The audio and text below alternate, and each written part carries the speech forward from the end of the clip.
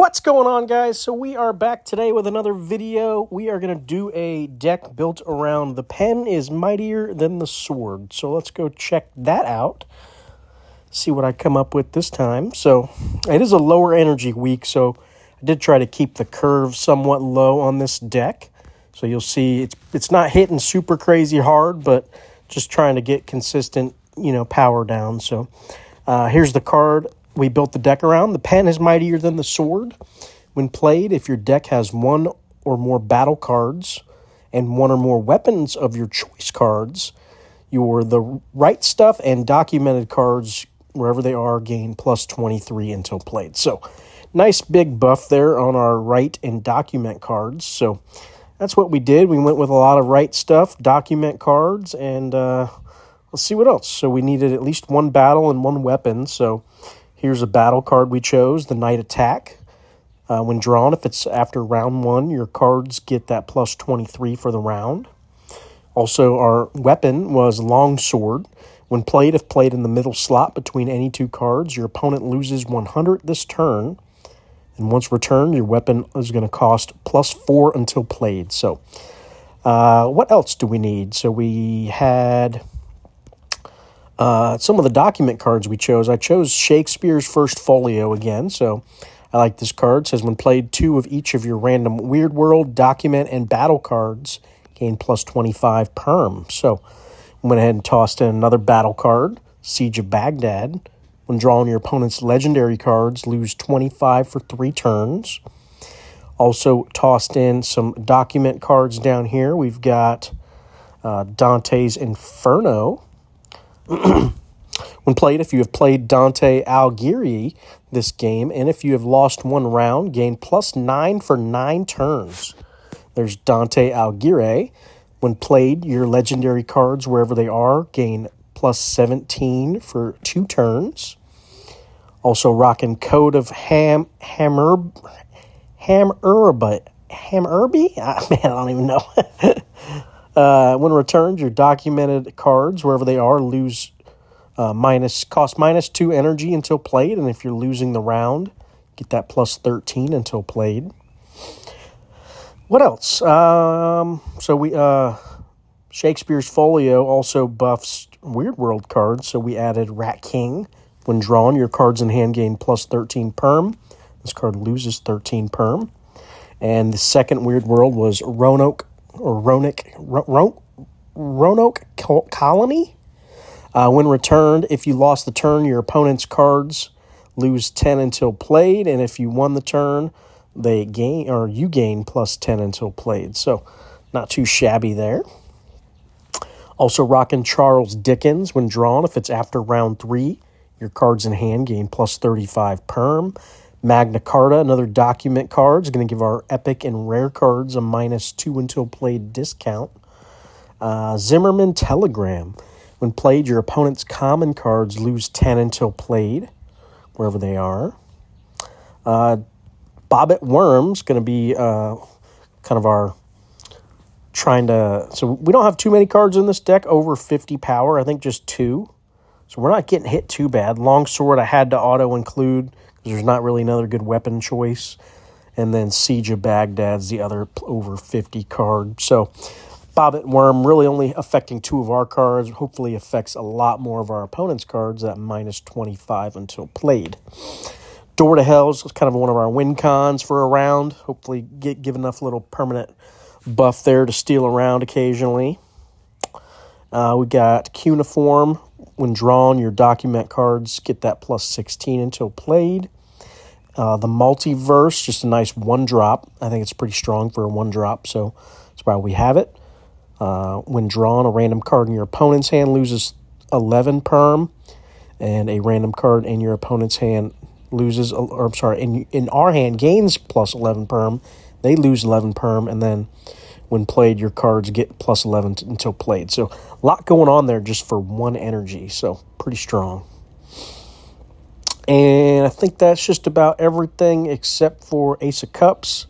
When played, your cards adjacent to this gain plus 20 perm, and when returned, those cards adjacent cost plus 1 perm. So that's the deck, guys. Just trying to do something a little different here today. Hopefully we can get some wins with it. Like I said, is a lower energy week, so I don't expect too many big heavy hitting decks, but possibly, you know, there's some good decks out there that run pretty cheap. So let's see down in this lower level, though, if we can come up against something that's not too crazy.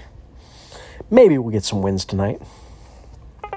As always, though, guys, please hit that like button and hit that subscribe button.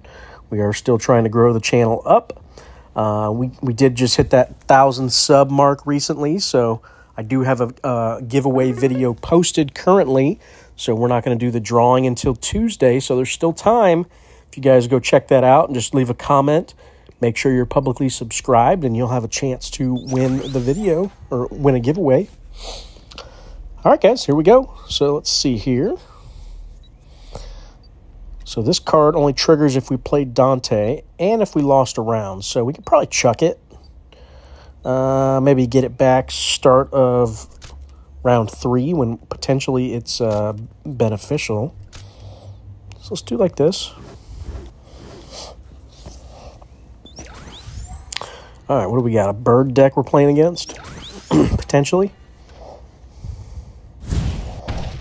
Ooh, Emu. Hit me hard. Doing me dirty.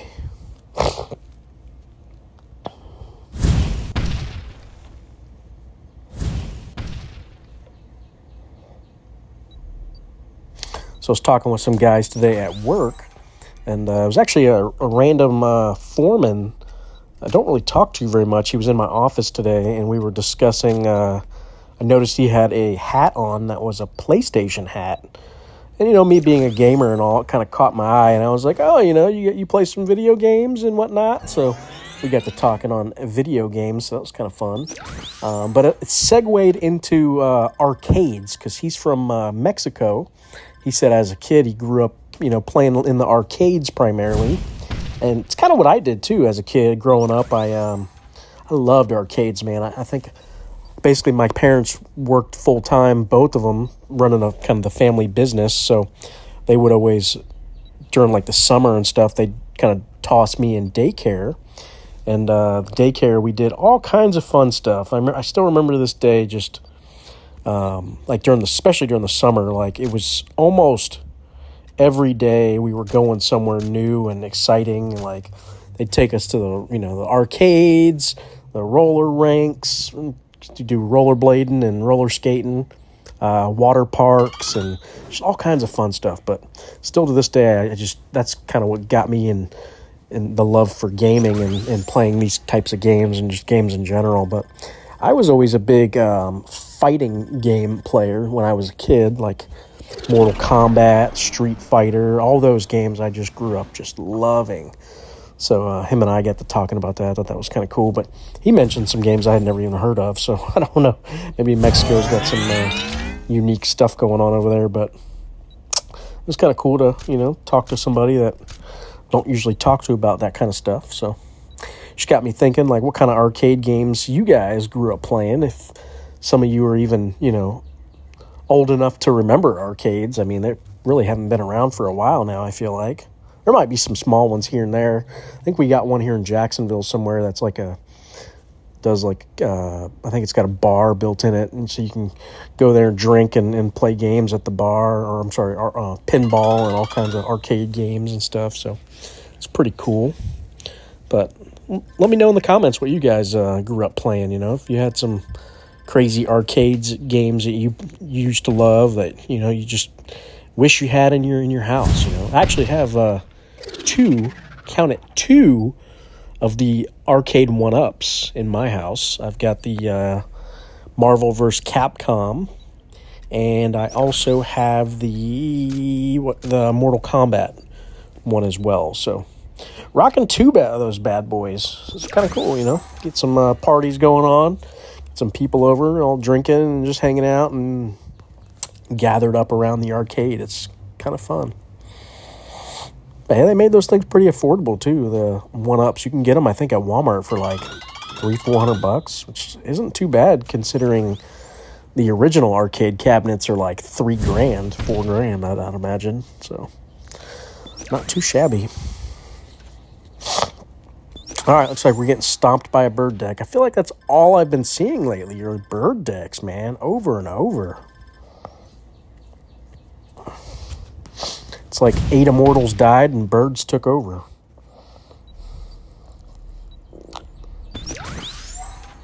All right, we are struggling right now. So we are trying to get our footing. We're not winning this round. This deck just takes a little bit to get going. Needs to get those buffs off. It needs some like night attack action, and Shakespeare's Folio needs to trigger a little bit. But once it gets rolling, usually I'm winning, you know, rounds 3, 4, 5 type stuff. So let's see if we can get there. I don't know, birds hitting pretty good lately.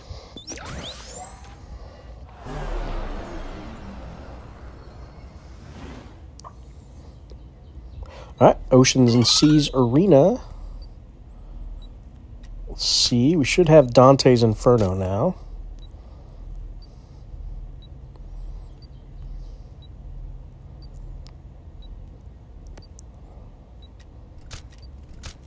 Do it like that. Okay, we're off to a jump. A slight jump.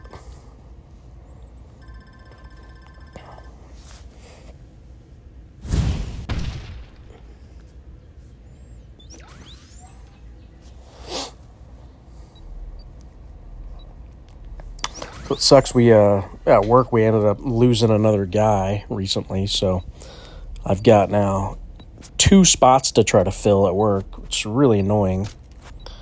So I'm super shorthanded right now, and drives me crazy. We ended up interviewing one kid the other day. It always shocks me, man. I feel like people nowadays are like rushing to finish college, and they join the workforce so young. Like, this kid was probably like, I don't even know, maybe like 23, 24. Like, oh my goodness, he must have flew through college. Like, I don't know about you guys, but I took my time, man. I did not want to jump in and start just killing myself, working every day. Like, I definitely took my time in school. I think I was on the, I want to say in college, I took like 12 years to finally finish. I took like 1 class here, 2 classes there, a couple, maybe 3 classes one semester, just really just cruising nice and slow, working full time or like on the side basically. Like, well, I don't even know if I'd say full time, kind of like extended part time, you know. I was probably working like 30, 35 hours a week.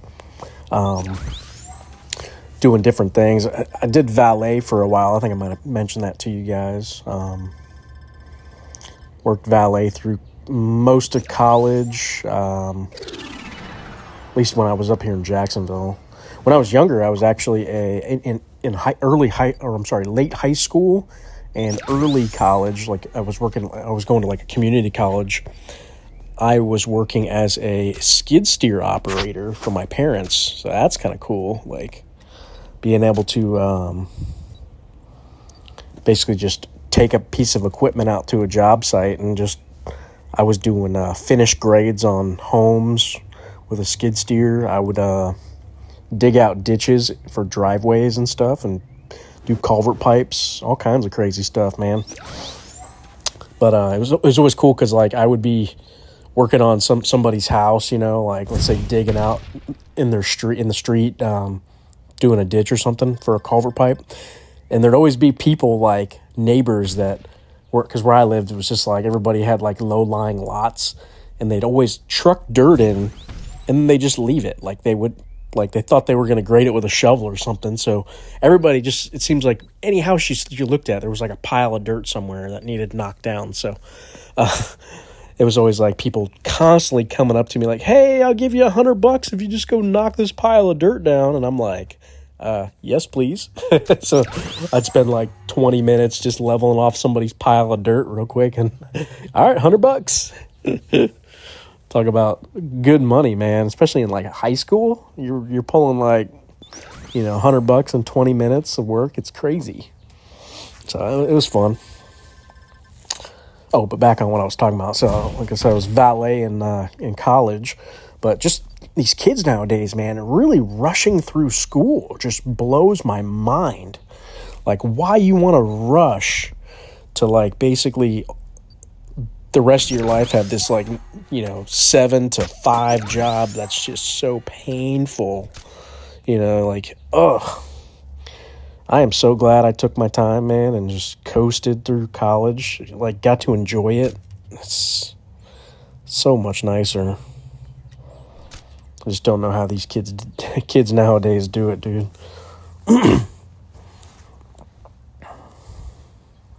So, yeah, there's that. I actually liked being a valet. I thought that was a pretty fun job, too. You get to drive, like, so I was always kind of a car guy, you know, growing up. I had, like, the Chevy Nova. If you guys go to my videos, it's actually one of my videos down there. You'll see my first car is my Chevy Nova, the Viper Red. Got a video on it somewhere in YouTube. But, yeah, I used to love like, at the just valet at, like, the town center in Jacksonville. And it would just be Lamborghinis pulling up, Aston Martins. I mean, you name it. I've driven it, you know. So it's pretty cool, like, the stuff you get to see. I still remember, I actually drove a pickup truck that was a stick when I moved up here. I learned how to drive a stick, so it kind of worked out for valet. But if you guys don't know, like, clutches are so much different in different vehicles that when I first got in this, like, the very first time I hopped in a Corvette, the guy, he's like, oh, you know how to drive a stick, right? And I'm like, yeah, my truck's a stick, piece of cake. And I hop in, dude, and I pulled up on that clutch way too fast, and it freaking, like freaking, the car, like, hopped and then, like, shut off, and I was like, oh, my God. The guy turns around, and I'm like, oh, my God. Like, he's probably thinking, what the fuck did I just do leaving my car here? It was so embarrassing. But he left it. I was like, oh, I'm sorry. I got to get used to your clutch. Yeah, I've done some crazy stuff, man. Don't trust valets, guys. We do some crazy stuff in your cars. I'm not even kidding. My buddy and I, we actually ended up getting switched out to, like, valeting at the airport. And it had a nice loop around the airport to where you could get going pretty quick. So we'd, a lot of times we get, like, really nice vehicles, like valet parking. We'd basically get them up in the ramp and see how fast we get going in these things. One of my buddies actually spun out in a BMW and crashed it. Probably going like 80 miles an hour in this thing around a turn. It's like, oh my goodness. Can you imagine crashing somebody else's vehicle as you valeted? Not only that, I've done some other crazy stuff in people's cars.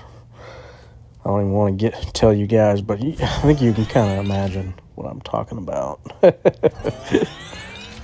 Where's the craziest place you guys have done crazy stuff? I get to always say, yeah, one time I was a valet and, you know, in a customer's car. And they're like, what? I'm like, yeah, you know, you just take it around back and, you know, you park it with your lady and she hops in and, oh, man. So that happened to me one time, and the guy wasn't supposed to show up because it was an airport deal, and his flight had gotten delayed, and we were actually shutting down. Like, the valet stand had closed up, and we lost our spot at the airport, and we were kind of off-site at the time, and yeah, we did something freaky in this guy's car. Well, I was like, oh, good, I'm not going to have to actually see this guy and give him his car. Well, he called in that night out of nowhere and was like, oh, I caught another flight in. I'm actually here. And I had to hand this guy his key and try to hold a straight face. I tell you what, oh my God, I about lost it.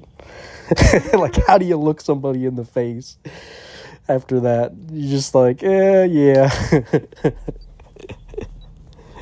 It's like, yeah, dude, you might want to clean that back seat, bud. Here you go. Here's your keys. Thank you. Bye. I'm telling you guys, these valets are crazy.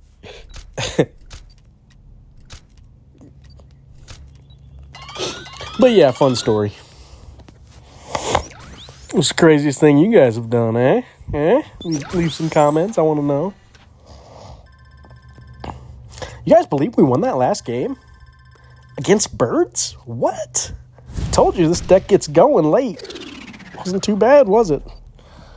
I was kind of playing on autopilot there, not really paying attention, but I think we won, right? Pretty sure I saw a W. Do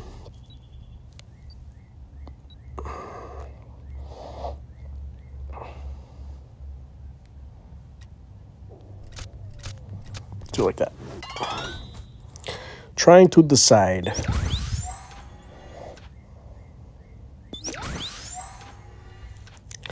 All right. Yeah, this deck's definitely slow getting going.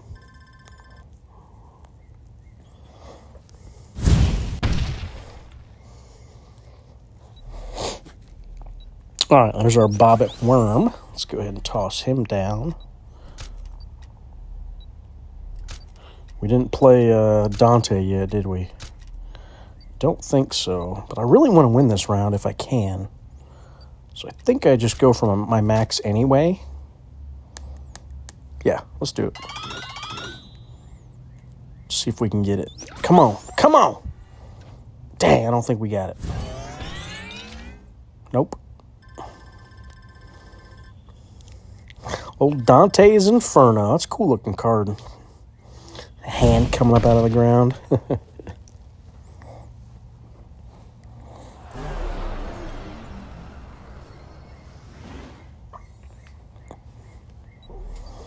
But yeah, I'm trying to think of some other cool stories, man. I had some good ones in Valet, and it's always cool stuff. Met some famous people, too. I'm trying to think. I got to park Deion Sanders' car. So I met him. Who else? Maurice Jones-Drew, if you're a Jaguar fan, and David Garrard. A lot of the football players back in the day, Mike Sims-Walker. Pretty much all the Jaguar players came to the airport. Valet parking. Chris Cagle, if you guys like country music. Get to park his car. Oh, Van Zant brothers. You guys ever listen to Van Zant? They're from Leonard Skinner. Guys are the nicest guys, man. Like, they were probably my favorite people.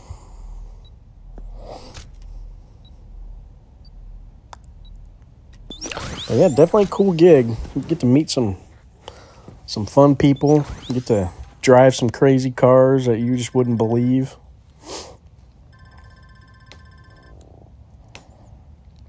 I remember valeting at like a nightclub. That was always cool because you get like the drunk ladies coming out like late at night, all wanting to throw their arms around you and, oh, I want to take you home with me tonight. Just crazy stuff.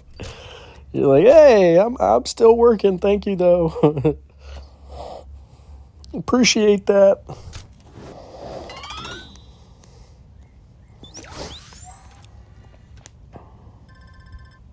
Oh, I remember one story that I was working at Capitol Grill valeting, and there's just one guy. He was like a usual. He'd come up there like every night. And this place is like high end, really expensive. Well, he had like a brand new Mercedes at the time that was like top of the line, like fully decked out. Thing was sweet. So he always wanted it like kept right there in the front. Like he had to have his spot like right when he comes out, it's like right there. And he'd tip you good for it too. Like, I don't know, maybe like $20 he'd hand you. Like, leave it up front, you know, like don't park it out on the lot. And you're like, 10-4.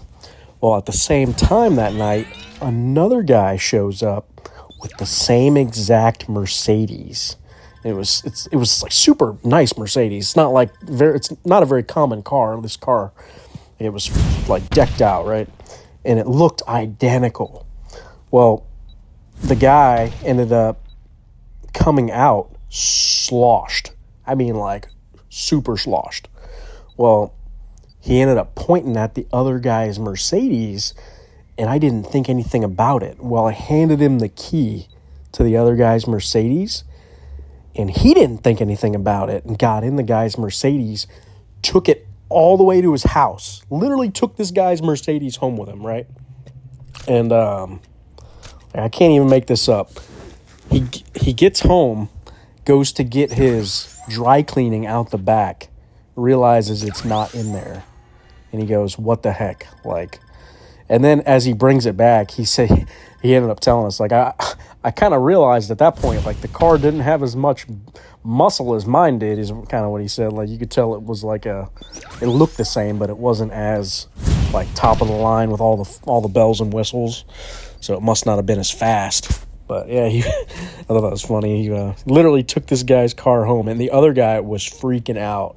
He come out, and the other guy was still gone with his car. And I swear to you, I was so freaked out. Like, what do I do? What do I do? This guy left with somebody else's car. Oh my God. Like, I'm sitting here like trying to like calm this guy down. He was so mad, just yelling. I got my boss over there, and like oh my gosh, it was a crazy night. Like, what do? You know, you just got to hope that guy comes back. Like, we don't know his number. I don't have his information. But yes. Whew.